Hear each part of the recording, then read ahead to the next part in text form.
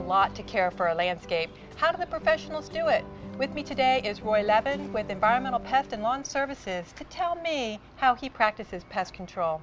Hi, Roy. Hi. How you doing? Doing well.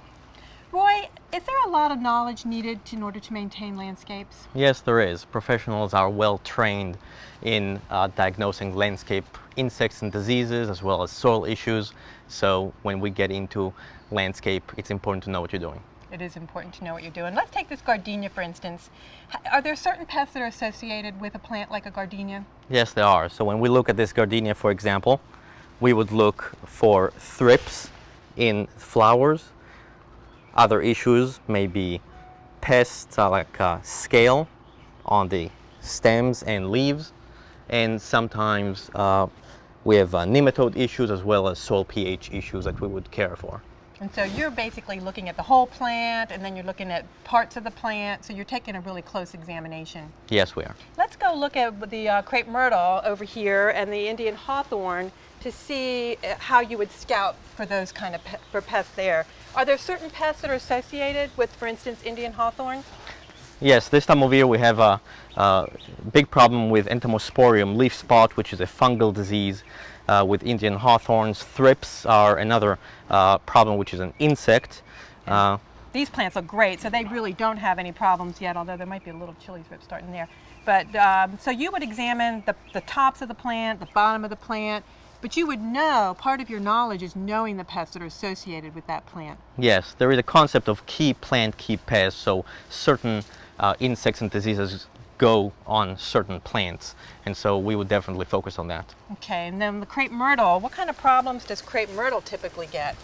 Crepe myrtles get sooty mold, they get aphids, and people often don't trim them properly. So if you walked up to this plant and it was covered in black, what would that tell you? That's sooty mold, which is a fungus that grows on the excrement of certain insects.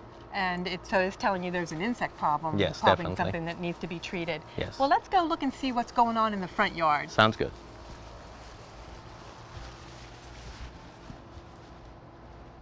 So Roy, a lot of the landscapes have the same kind of plants in them, even commercial and residential, don't they? They do. So for instance, this ligustrum, does ligustrum have certain pest problems? They do. They have a lot of pest issues. So, for example, as you can see here, these leaves have Cercospora leaf spot, which is a very common fungal disease.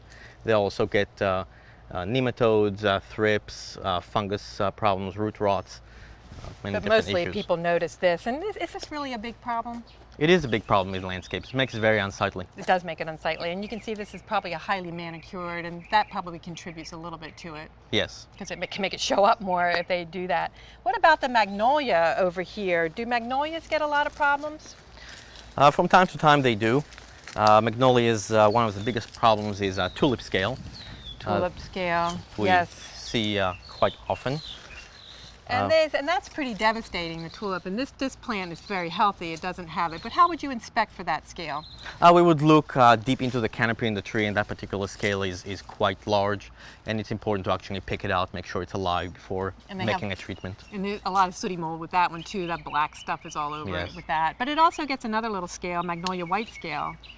And that's Yes. not as devastating. Yeah, it is not, and also algal leaf spot is another disease that people see around. Get alarmed, but this one is very healthy. But you would inspect the whole plant and We do. try to find out. So over here we have some hollies. Come over here so you can see them. The hollies or ilex shillings. They get certain pest problems too, don't they? Yes, they do. There is a particular fungal disease that gets on them. A lot of scale issues on hollies and sometimes nematodes. Sometimes nematodes, and then the loropetalum has its issues. Yes, loropetalums are known to have copper deficiencies. Mites is another issue that they get, also thrips. So really, if somebody's hiring a pest control company, it's pretty important for them to know this, isn't it? To know what the pests are? Yes, it's very important that when you hire a pest control company for whatever representative to actually show you the different pests and not just go based on their word. So Roy, I want to thank you for being here today and showing me how a professional scouts for pests in the landscape. Thank you, Celeste. Knowledge is the key, and knowledge is the way that a pest control company may be able to help beautify your landscape.